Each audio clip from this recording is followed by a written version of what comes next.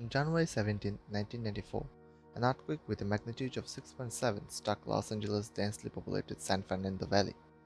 This knocks out all the power. People did what they do after an earthquake. They poured outside the street. Many people freaked out when they looked up at the sky. The Griffith Observatory, which was nearby the location, started receiving many calls from the residents asking about the strange cloud in the sky. What they saw wasn't a strange thing at all. It was the Milky Way galaxy. So why did they freak out? To answer the question, we need to talk about the light and the dark side of it.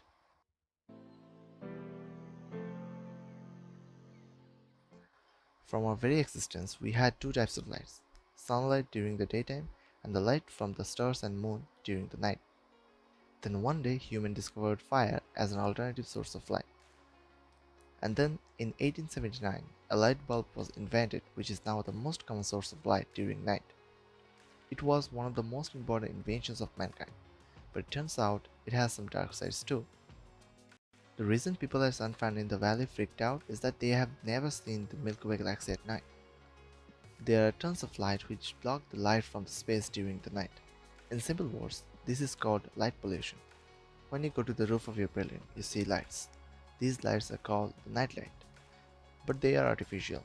Natural night lights can barely be seen because of these artificial lights. It's also a huge problem for the astrophotographers.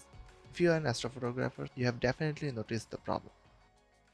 Let me introduce you to a new word: Scotopic. It's the type of vision we use at very low light levels. Our rod cells in retina helps us to see in the dark night. Unfortunately, we haven't used this type of vision. More than 83% of the people worldwide live under a light polluted sky. People from cities like London, New York, Singapore, and many more have never seen the real dark sky. So, what is real darkness? This is something close. What you're looking at right now is just a blank screen. You can't see anything unless your screen emits any light. But our night sky isn't like this. As I've mentioned earlier, our night has been taken over by lights. This is where the word light pollution comes in. As we are using light everywhere, our sky has been polluted ever since. There is a proper way to measure the light pollution: the Broad scale. In a proper dark night, you are able to find more than 1,000 stars with your naked eyes. It's the Broad scale 1. The higher the number on the Broad scale, the more polluted the sky is. This is the view from Los Angeles without light pollution. I'm using an app called Stellarium to show you the real sky. You can see the difference. A normal night is completely different to this. Light pollution stops us from these types of views. Not because of stunning views and beauty of night sky, but also for the astronomical research and saving wildlife, we should start saving the darkness. Now, you might be wondering, how does light pollution affect wildlife? The answer isn't that complicated. Let's start with us, humans. We have our own circadian rhythm like other animals. For thousands of years, humankind has been experiencing the proper day-night cycle.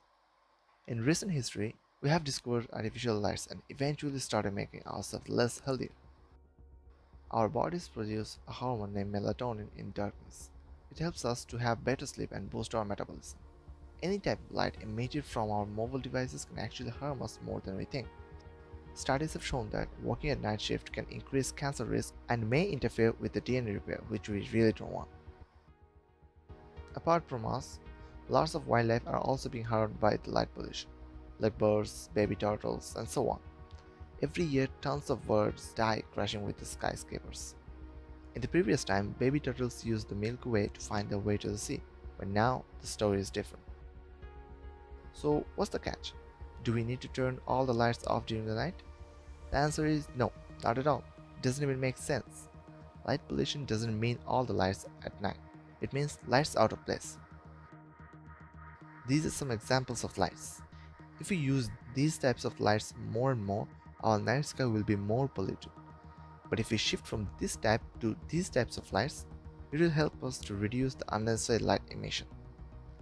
Light pollution is unique. Unlike others, we can get rid of it. It may take decades to get rid of air pollution, water pollution, but it's really easy to get rid of light pollution. Just turn off unnecessary lights. The less we'll use them, the darker we'll see.